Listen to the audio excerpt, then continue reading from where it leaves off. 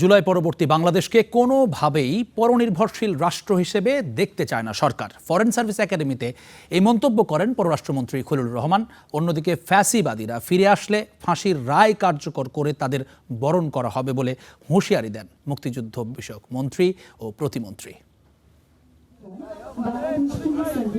বুধবার জুলাই গণ অভ্যুত্থানের দ্বিতীয় বর্ষপূর্তি। দিনটি উপলক্ষে শাহবাগের স্মৃতিস্তম্ভে শহীদদের স্মরণ করেন নানা শ্রেণী পেশার মানুষ। শ্রদ্ধা নিবেদন শেষে মুক্তিযুদ্ধ প্রতিমন্ত্রী বলেন, জুলাই শহীদ ও যোদ্ধাদের সরকার কোনোভাবেই ভুলে যায়নি। ফ্যাসিবাদীরা ফিরলে ফাঁসির দড়ি দিয়ে বরণ করা হবে বলেও মন্তব্য করেন তিনি। জুলাইকে ভুলে যায় নাই, আমরা জুলাইয়ে সকল শহীদ যারা হয়েছেন তাদেরকে ভুলে যায় নাই, জুলাই যোদ্ধাদেরকে ভুলে যায় নাই।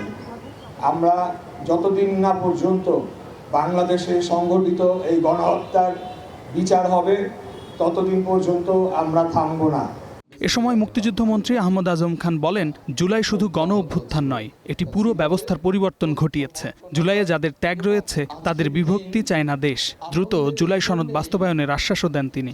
জুলাই আন্দোলন যে শুধুমাত্র একটি গণ অভ্যুত্থান নয়, এ যে পরিবর্তনের একটা অনেক বড় অধ্যায় শুরু হয়েছে। জুলাই গণ অভ্যুত্থানের চেতনায় আমরা জুলাই সনদকে বাস্তবায়ন করব।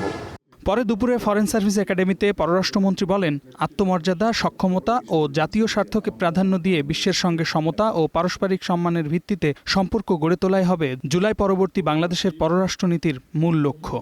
জুলাইয়ের শহীদবৃন্দ, জুলাইয়ে যারা আহত হয়েছেন, তারা আমাদেরকে যে ঐতিহাসিক দায়িত্বটা দিয়ে গেছেন সেটা পালন করার মতন সক্ষমতা আমাদের আছে। শুধু সক্ষমতা না, আমাদের স্পৃহা এবং ইচ্ছাটাও আছে। সেটা আমরা এই ইভেন্টের প্রেসিডেন্সি ইলেকশনে দেখেছি। এই জিনিসটা আমাদেরকে আগামীতে জারি রাখতে হবে।